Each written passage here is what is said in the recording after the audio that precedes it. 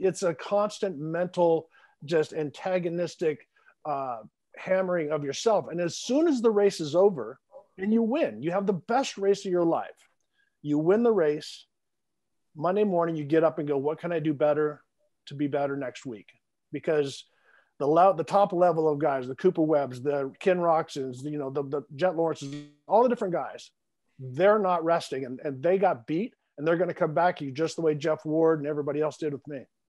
Yeah, special edition of the Race Direct Exhaust podcast here. I'm Jason Weigandt, the show brought to you by Yoshimura and Onyx Maps. We're going to get serious here and talk about something that has been talked about quite a bit outside of motocross circles. Probably heard the term mental health. We won't exactly use that term specifically today, but this is certainly an initiative based around that: anxiety, depression, and even worse, thoughts of or actual suicide.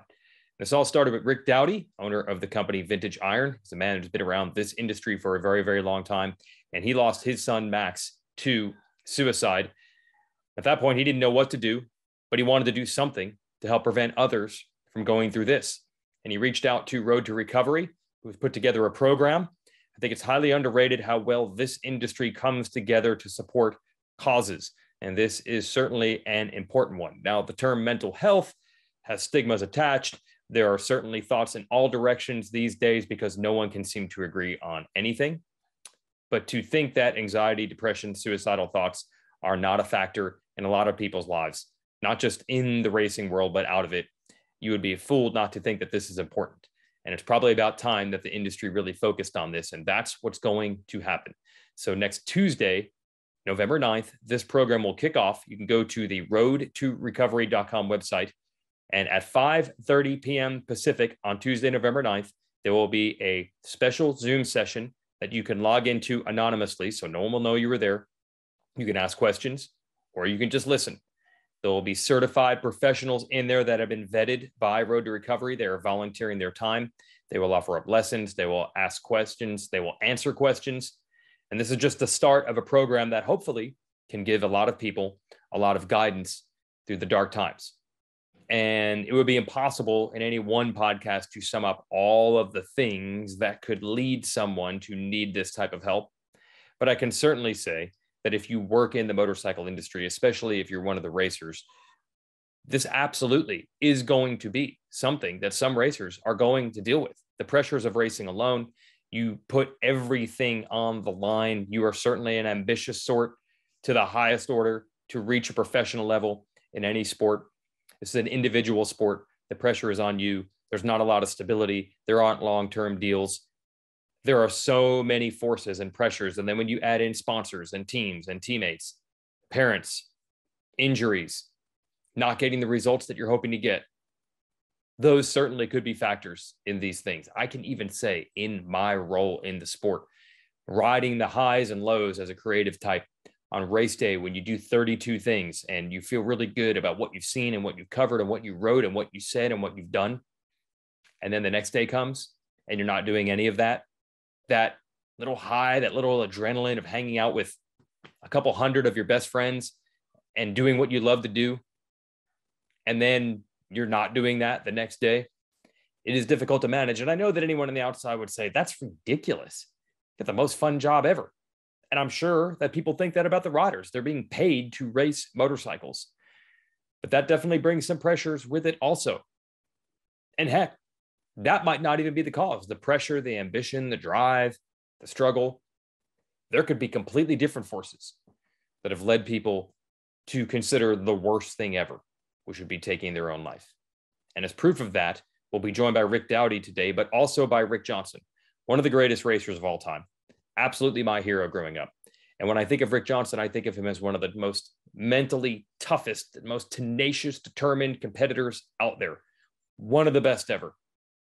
And Rick Johnson will reveal today that at the very peak of his powers, at the end of the 1986 racing season, when he had joined Team Honda and completely took over the sport and began to dominate, he also considered taking his own life. And again, this is one of the most mentally tough people walking the earth.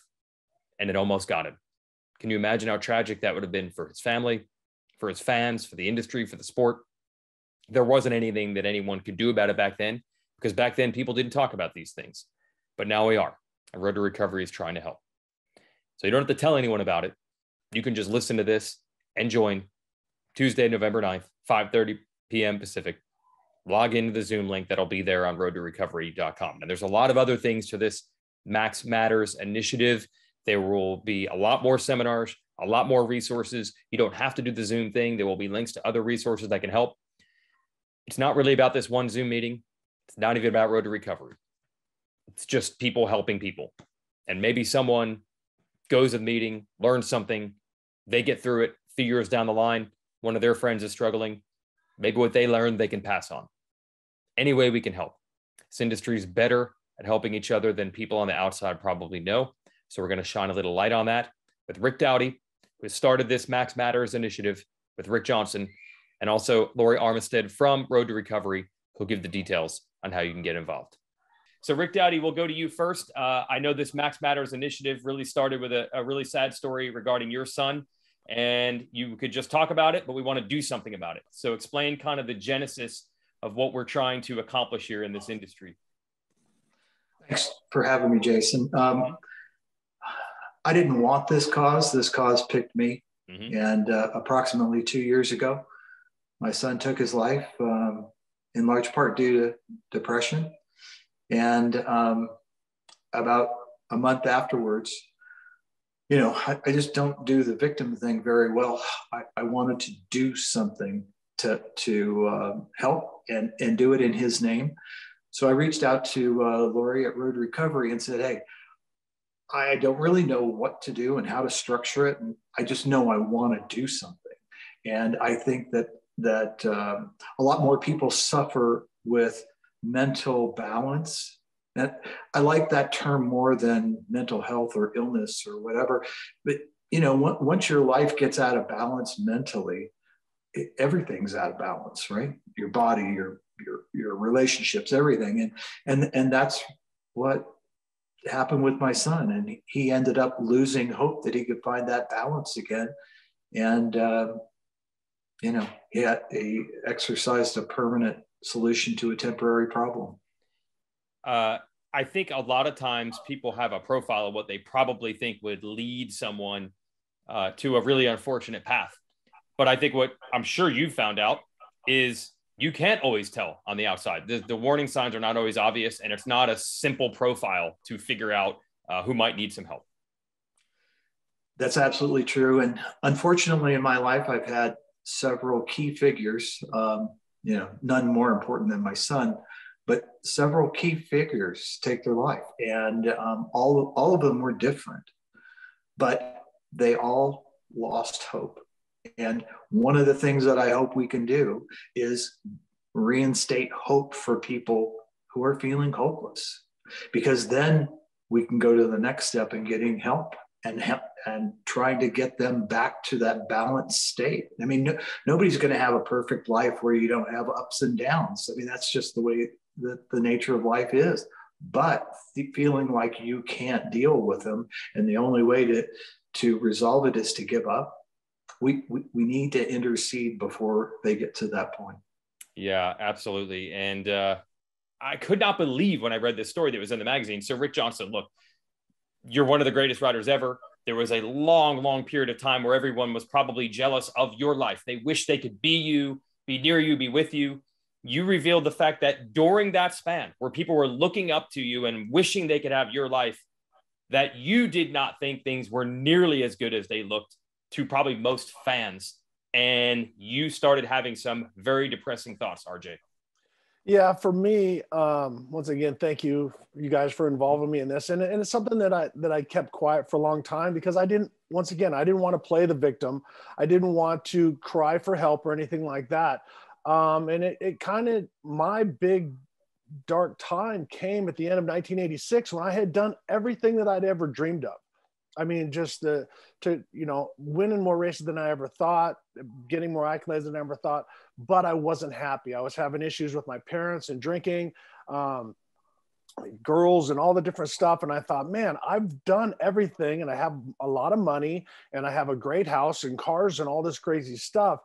And I'm still depressed. What's it going to be like when it's over? So I kind of, at that point, thought, life's not going to get any better for a high school dropout out of El Cajon. So maybe I should stop on a high, just because if it gets lower than this, I don't know what I'm going to do.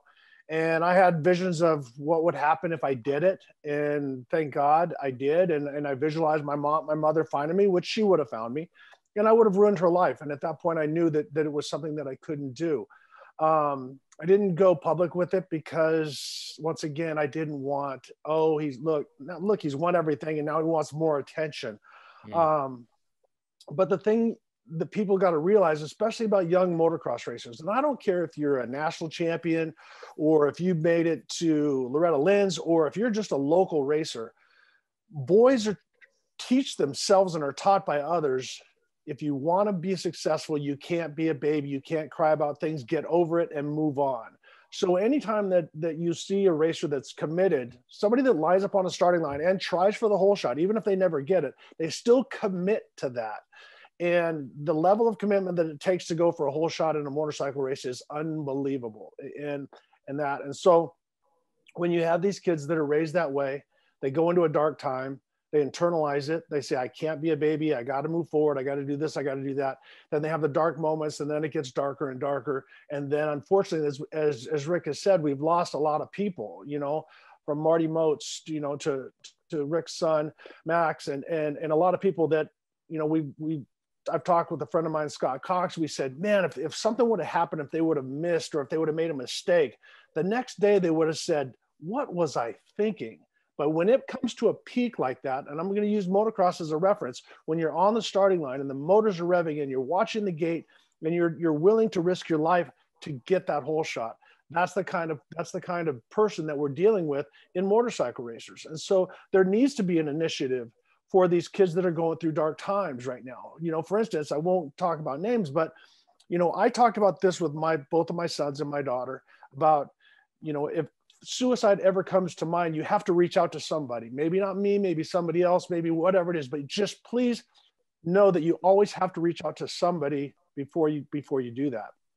And so our kids have gone through therapy, have talked to counselors and stuff like that because of their dark times, not that they've been suicidal, but just to help them through the valleys. And ironically, my son Luke was out at a club the other night and down in Temecula and all the different guys. And one of a very prominent rider who's going through a dark time right now saw him, and they kind of had a chance to communicate and talk about these kind of things. And so we have a lot of young, aggressive alpha males that some make it, some don't. And we need to be there for them. And that's what I think the Max Matters initiative is really important. And also the Road to Recovery is the catalyst to make it happen. And then you're the voice to get it to the people. Yeah, we'll talk to Lori here about the Road to Recovery component. But one other thing I want to ask you here, Rick Johnson, is I've always said this, look, to be in the 1% or whatever it takes to be a professional in any sport. And it doesn't mean you're the guy winning the race, but you just make the main. You're a 1%er, you're a professional. The level of ambition and drive that you have to have has to be astronomical compared to the average person. But that also means that the disappointment when you don't win that race, or maybe I should have done 5 more miles or 5 more laps, or should I have practiced this and not that? I've got to imagine that you went through it, that those thoughts are running through your mind. Did I do enough? Am I good enough? Did I accomplish enough? It has to be hard, even though you have the factory ride and the money, to truly enjoy it and not feel like, is it slipping away at all times? Every weekend, I'll be honest with you, even I'm at 57 years old and I still feel I'm probably the best driver that I've ever been, not the best motocross racer because my body's just too beat up. But every time that I could win the week before and I would come out and I would be like 3rd or 4th on the board in my trucks currently, I would think, did I lose it? I would literally question myself. Did I lose what I had last week and now I don't have it? Is it over? And when I'll never forget, because when you're a young kid, you don't have to train hard. You have kid energy. But once you get to about 22, 23 years old, your testosterone starts to plateau and then you have to start training and doing more things. And all of a sudden I started getting tired. I thought, is this as good as I'm going to get? But I was fortunate to be surrounded by people to help change my focus, to help me with training, doing different things. I had great mentors like Brock Glover and all the different guys that I could watch and I could emulate their lives. But the pressure that you put on yourself week after week after week, and that's, like you said, What happened? I was top 10 in qualifying last week. Now I'm 23rd. What am I doing wrong? And then you start chasing the bike setup, and then you start questioning your training. As you said, did I train too much? Did I train not enough, or whatever the case may be? So yes, it's a constant mental, just antagonistic hammering of yourself. And as soon as the race is over and you win, you have the best race of your life. You win the race. Monday morning, you get up and go, what can I do better to be better next week? Because the top level of guys, the Cooper Webbs, the Ken Roxons, the Jet Lawrences, all the different guys, they're not resting, and they got beat, and they're going to come back to you just the way Jeff Ward and everybody else did with me. Yeah. So that's a lot of pressure. I know on the outside, people would think, hey, they got a factory ride and they're making money. How could they be upset about that? But it's not that simple. So Lori, from the Road to Recovery side, so the Max Matters initiative has started, and this is really designed to be a place for riders to get that communication. So what are some of the things that you folks are trying to set up to help a rider if they want to reach out? So right now we are launching our first peer group meeting. It's going to be on November 9th at 5:30 Pacific Standard Time. And it's all on Zoom, 100% anonymous. We actually have a best practice video that'll be on our website on how to make your Zoom profile anonymous. We have a chat room that you can break out in for even more anonymity, and one-on-one breakout rooms. And our goal with that, with our community and Rick Doughty's drive, is basically we wanted a non-judgmental space for people to come and talk about anything. Our first peer group meeting topic will be just mental health, very broad topic. We'll kind of give a blanketed description on all things that is mental health, and then open up the floor for anybody to talk. And if you want to talk or chat, however you want to communicate, or maybe you just want to sit back and listen, but we will have professionals on there, plus a person of faith, to kind of help lead the meeting and kind of get more in depth on ways to kind of open people up. And again, if you want to talk about the best pizza you ever had, you can. There isn't necessarily 100% scaled topic that we have to go on. We just want people to rally around each other. The crazy thing that both Rick and RJ were talking about is pressure. And our sport, especially motocross and supercross, has an exorbitant amount of pressure, more so than any other sport I've ever seen.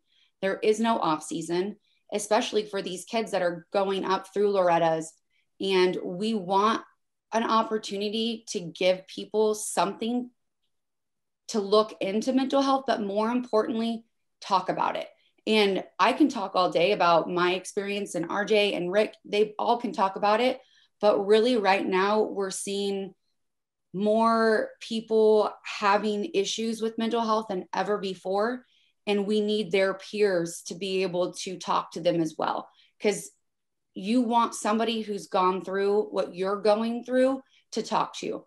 You want to make sure that you're not the only one. And I can guarantee you right now, you are not the only one struggling with what you're going through. If it's ADHD, if it's OCD, if it's anxiety, if it's depression, or just you're mad at your mom. We've all been there. And we want to give people an opportunity to talk to somebody, and to talk to somebody who's going through it.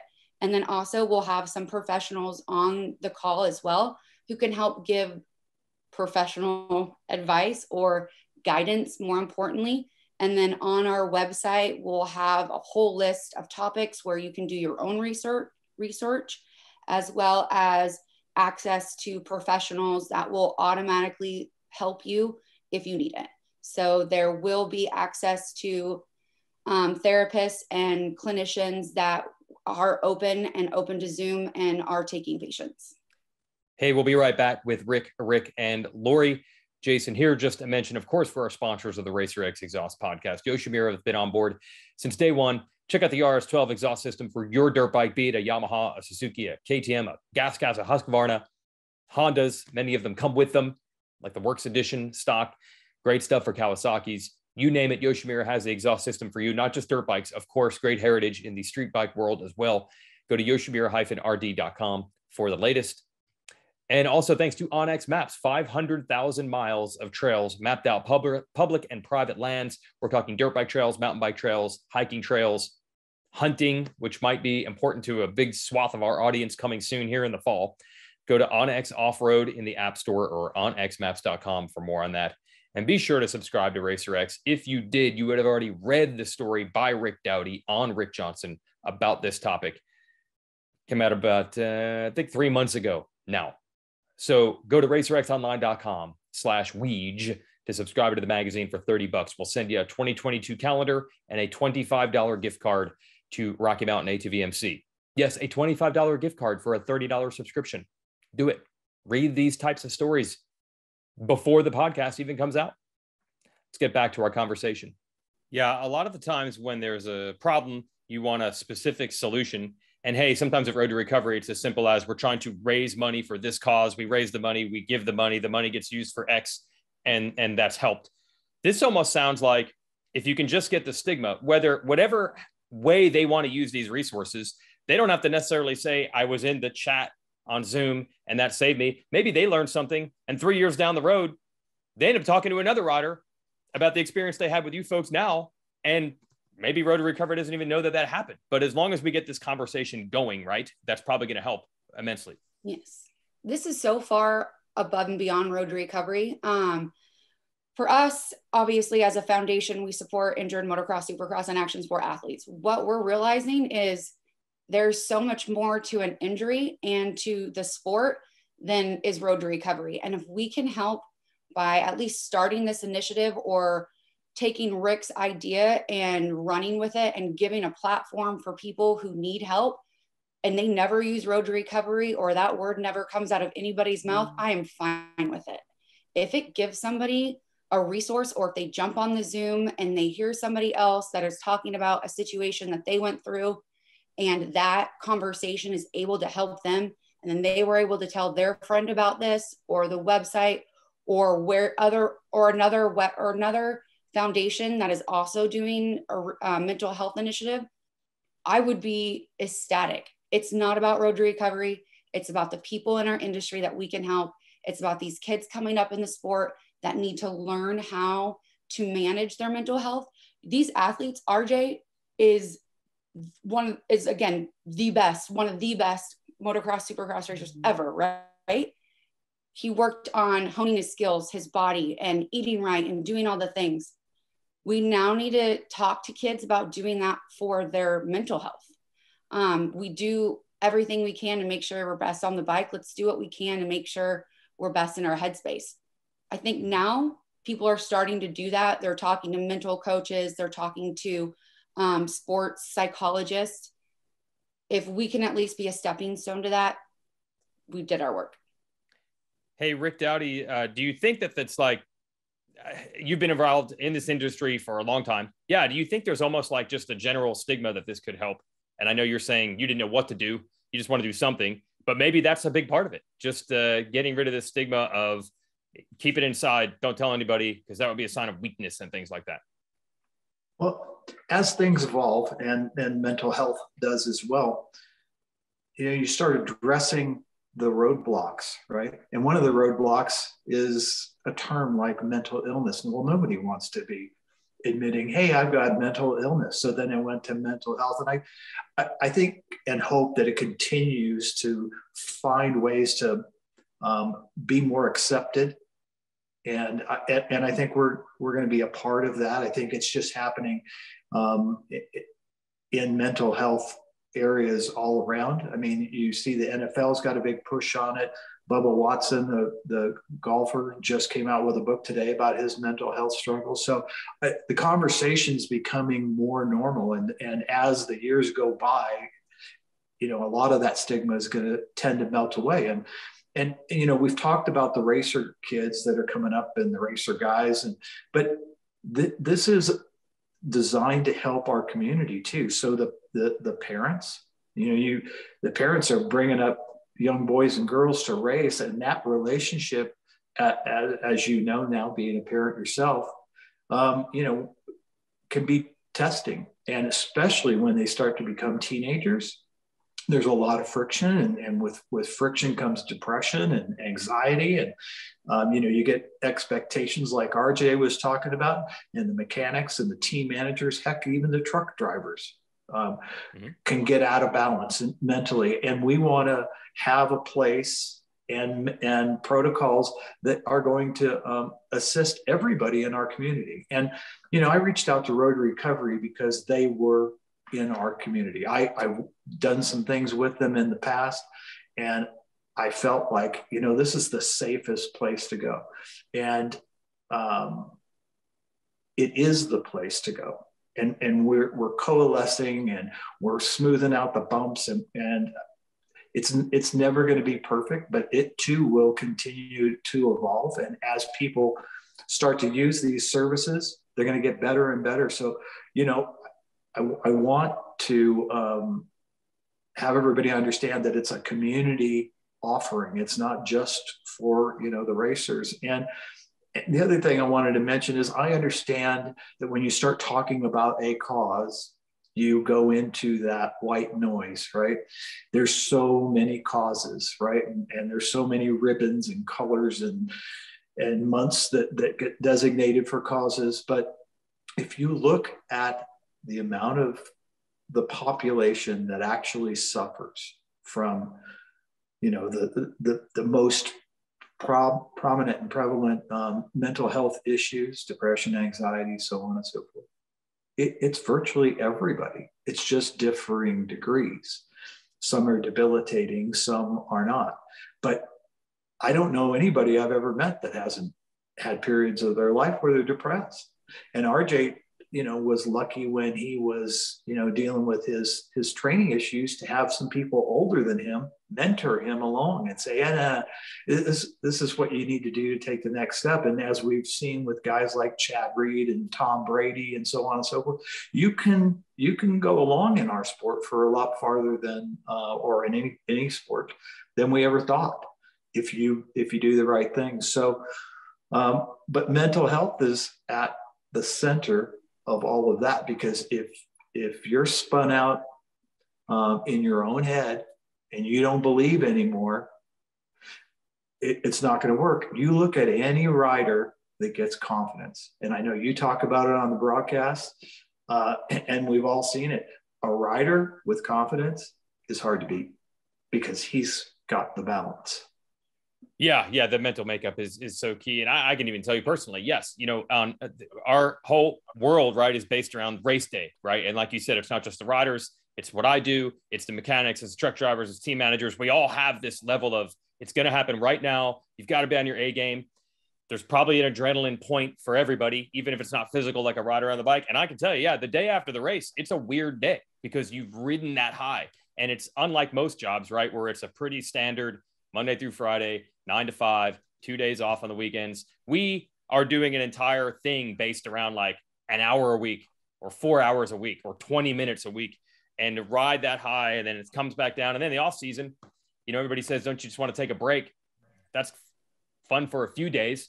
But when you're ambitious, you can't turn it off for 4 months. So you start driving yourself, literally, you can start driving yourself crazy. Absolutely. We're in a very unique form of making a living here. But I do want to ask one thing specifically on the rider's side, and Lori or Rick Doughty, whoever, or even RJ, if you want to comment on this. People are going to make a connection between concussions and head injuries to this. Is that part of this? Is that related? Is that not related? Because I'm sure people are going to want to connect those dots. Is that part of the deal for some of these athletes? So I'm not a medical professional. Sorry. Yeah. Yep.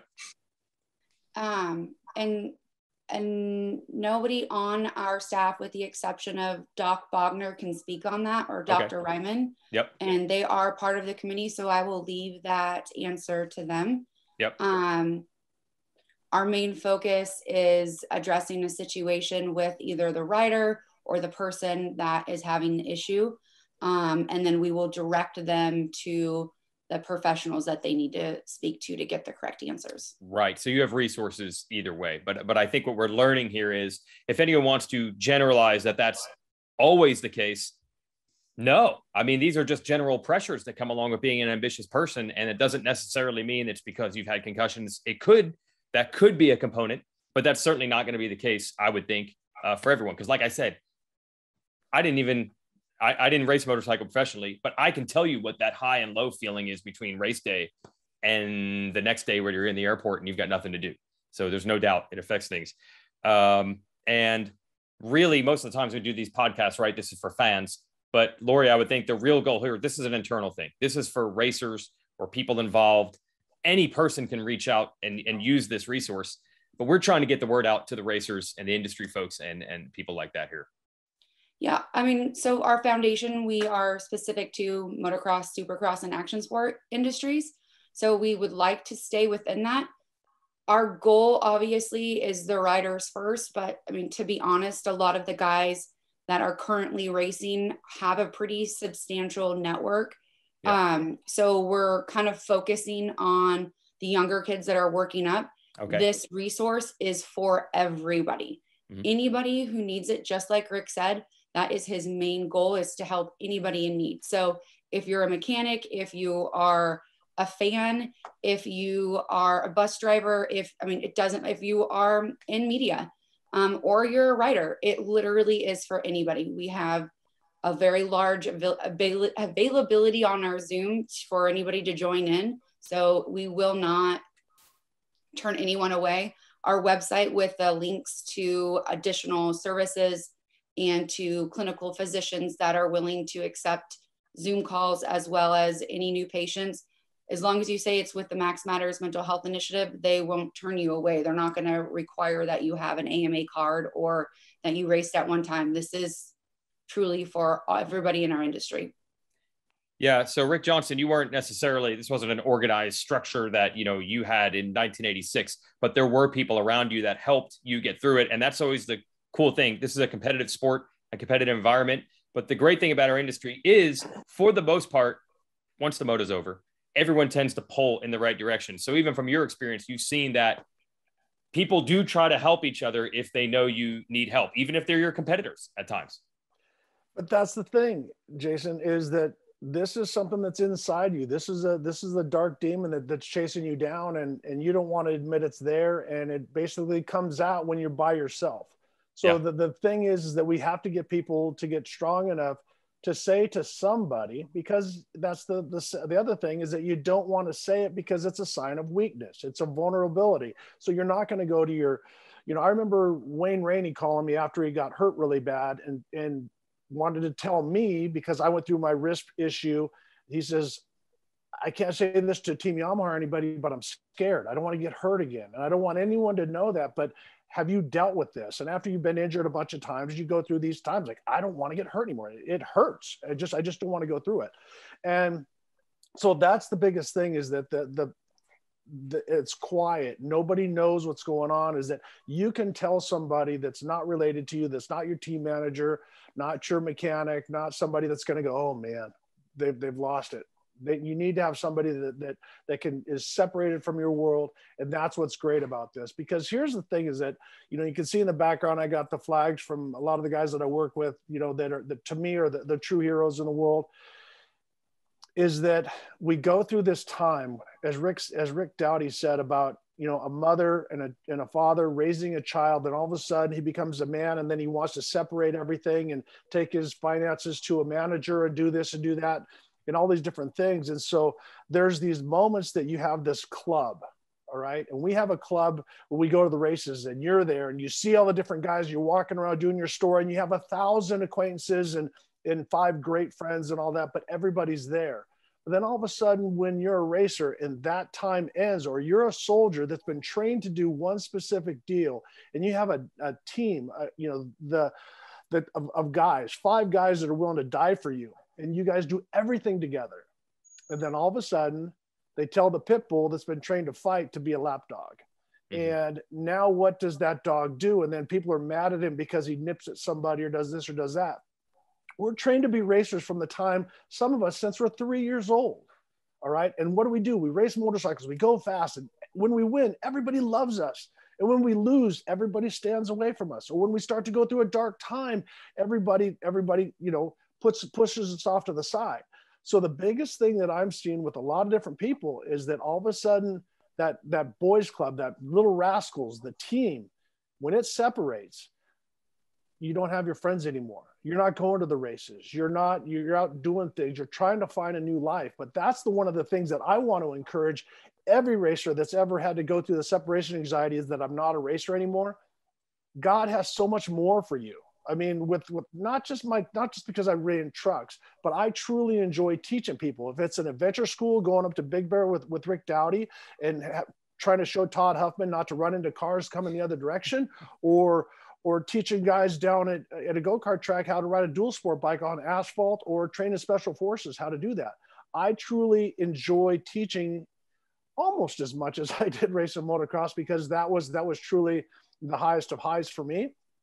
But I am so grateful that I hung around and I get to enjoy all aspects of life, not just one peak that I thought was the pinnacle of life. Because as I said, from 9 years old until I was 20 and I won my first championship, that's all I dreamed to be, in magazines, on covers, doing all that kind of stuff.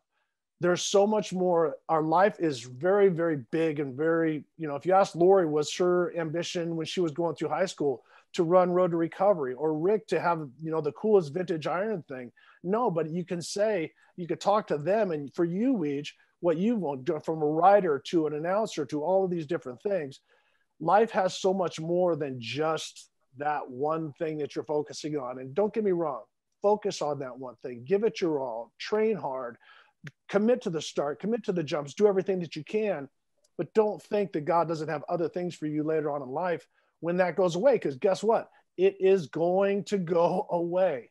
You are not going to be a racer forever, and we are going to die at some point, but that's God's call, not ours.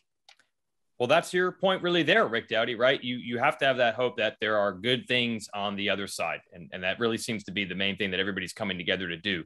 There are good things. Do not lose hope. And what RJ said about God has other plans, absolutely. And, I would equate it, and have before, to surfing. And the paddle out surfing is a bitch, but the ride in is so much fun. It's worth the struggle to get back out.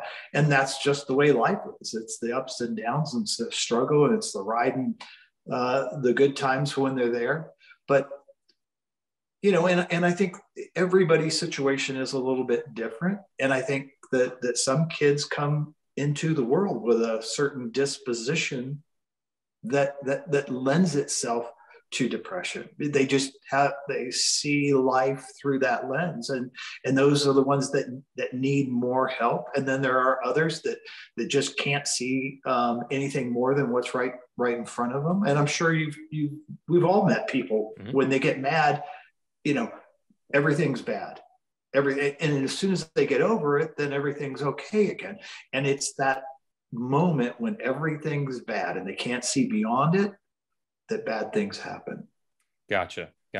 And Lori, in general, Road2Recovery, this is the point I was even making with RJ earlier. The way this industry works, I mean, it doesn't seem like there's ever a struggle when you folks need to do something to help.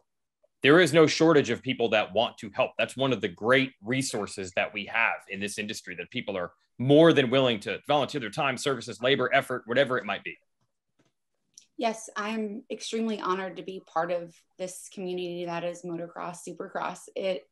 I didn't grow up in it. I came in it as an adult, and every time someone's hurt or there's an initiative that starts, the amount of people who rally around it and volunteer their time, their dollars, their expertise it's inspiring. It really, truly is. And it makes me realize that I'm doing the right thing. The countless hours of lack of sleeps and the all-nighters definitely make it worth it. I mean, same thing with like racers for Waverly. I had people that were a couple towns over that they lost their house and they were still donating dollars and calling out and donating clothes. Anytime an athlete's hurt, if people donate pennies sometimes because that's what's in their PayPal account. For this initiative, we've had so many people both inside and outside the industry that are professionals that reached out after the first interview and the first press release that said, I will donate my time. I have a full clinical facility right now, and I'm running 6 different offices, and I will make time. If they couldn't do the Zoom calls that'll help, lead or mediate, they are giving me advice. I am not a professional by any means in mental health at all. I was lucky enough to get an amazing community and committee to rally around us. We have Roy Jansen and Doc Bogner, Dr. Ryman, Andrea. Obviously, Rick was the 100% leading force behind this. Tim Cotter, everyone, Mandy. There's so many people on the committee now, but like having everyone really join together and kind of guide us. And I put that framework together, and we had physicians like, no, that's not going to work, and this will work, and very kind, very open, and again, all volunteering their time will only make this initiative better. And to Rick's point earlier, it's new, it's going to be changing, and the ideas that we have right now might not be the same ones that happen next month. And that's mainly because we're going to tweak this as much as we possibly can to make it the best initiative and peer group for the community. So if people have ideas and other ways that this is going to work, or they want to see something, or there's something on the website that they would like better, it's not ego. You're not going to hurt my feelings. You're not going to hurt Road to Recovery's feelings. You're not going to hurt Rick Doughty's feelings. Tell us. It's not about us. It's not about Road to Recovery. It's for the community. We want it to be the best for them. Yeah. So is there a specific date or time to mention here, or is this something to stay tuned? Because obviously it's going to keep growing. But is this first launch, is there something specific there? Yes. So November 9th at 5:30 Pacific Standard Time will be our first anonymous Max Matters mental health peer group call. There's multiple ways that you can go on. Our website will be live. It'll have all the information on it. Now for the portal, we're hoping to have that up at the same time as well. We'll constantly be adding it. So you'll be able to find the information on our landing page. It'll link you to the Max Matters mental health page where all this information will live. Right now, we're working with Loma Linda and their community of hospitals and resources to put together the all 50 states of practitioners that are opening and willing to accept new patients and Zoom calls. So you don't necessarily have to be in that city. And so that'll be added as well. We'll constantly adding and tweaking, but November 9th will be the first. Then it's the second Tuesday of every month will be a Zoom call. And we'll have 3 to 5 clinical professionals on there, plus a person of faith, because not everybody is comfortable speaking to a doctor. Sometimes you want to talk to somebody who's more geared and faith-based. So they'll be there as well. And you can reach out to anyone specific on that call. And hopefully we will have a topic of every month. We're going to do a survey after this month to see what people want to talk about, because mental health is so vast and it covers so many different topics. So November 9th, 5:30 Pacific Standard Time. Wow. Okay. That is excellent. I mean, that is, and there's no charge for this, obviously, right? This is just people volunteering. Yep. Yes. Oh, man, that's great. Okay. So road2recovery.com is the site. November 9th is really just a start. If you miss the November 9th, there will be opportunities with that monthly situation and resources on the site as well, right? Yep. Yes. Oh, this is great. And to me, it's not a surprise because I've seen the way these things operate. Like you said, not just Road to Recovery, but the industry in general really tries to lift each other up. It's just great that they've gone in this direction. Rick Johnson, I'm sure you've got a lot of dark stories that have never been told in public. Like this is much more common. When you mentioned that Wayne Rainey situation, when you're as insider as you are, you probably know this is much more common than people realize. Yeah, it is. And it's, as I said, it's not just the riders, because you find a lot of the riders, they hold it too close to their vest. But I've made some great friends, as I said, through the military special forces. And I've met these guys when they started as a 5IC. That means that they're at the bottom of the food chain, to the 1IC, to moving on to running a squadron, to doing the different stuff, to getting phone calls late in the evening. They're sitting by their barbecue in the backyard and just going through dark times. And it means a lot to me because I'm kind of like the camp counselor. I'm teaching them how to ride. So when I do a school for the military, I'm taking them away from their job and we're having fun. I mean, they're learning a very perishable skill, but it's more of a good time and they're enjoying it and they're enthusiastic about it and stuff like that. So it means a lot to me that they would reach out to me and talk to me about it. And so, yeah, you know, talking to the different riders, the majority of them, they just jump right back into the industry and try to jump into the next job and the next job. And that's honestly what I did. As soon as I realized that I could not, I mean, the day that I realized that I was retiring from motocross, Supercross, before I flew to Daytona to announce it, I was already trying to get myself in a truck, because I just knew I wasn't done and I had to keep pursuing some form of a dream. And that's the way my life worked. And so keeping yourself busy is good, but sometimes it just shadows those dark demons. And that's where I think this is great. Because if I would have had something like this that's anonymous when I was racing, I probably would have been the first one on the Zoom call, to be honest with you. And I encourage any racer, any mechanic, any parent, because the heartbreak when your child grows up and moves away is devastating as well. So this is not just for riders. This is for everybody. And I really want to thank, for one, Rick Doughty for, you know, we've gone through this a little bit together. He called me when he went through his dark time with Max and how to do this and what to do. And we talked about my situation. And so I'm grateful for him to step up, because this has got to be painful for him in a lot of ways. And I really want to thank Road2Recovery and Lori, you know, for you guys to say, because you have so many different people coming at you from all these angles. But I think that you, as we're going to learn, and as this gets bigger and bigger and better, is that there's cures to this. And there's so many different protocols that the world is going through, whether it be, you know, different therapies, different, you know, herb protocols and things like that are changing people. The Brain Treatment Center does little shock stuff to help try to realign your brain and things like that. So there's so much that's coming, but it has to start. And so today I'm really proud to be here, to be involved with. The gate just dropped. Now we have 20 laps to see what happens. All right. Thanks, RJ. Thanks, Lori. And Rick Doughty. Yeah, certainly this is not something that you had ever envisioned that you would be leading as a cause. And hopefully it gives you some comfort to know that this is happening, and there's no doubt it's going to have a positive impact. So thank you for having the initiative, I guess, again, you could have done nothing, but instead you decided to give back. So everybody, I think, in the industry owes you a tip of the visor for that, Rick Doughty. Thank you.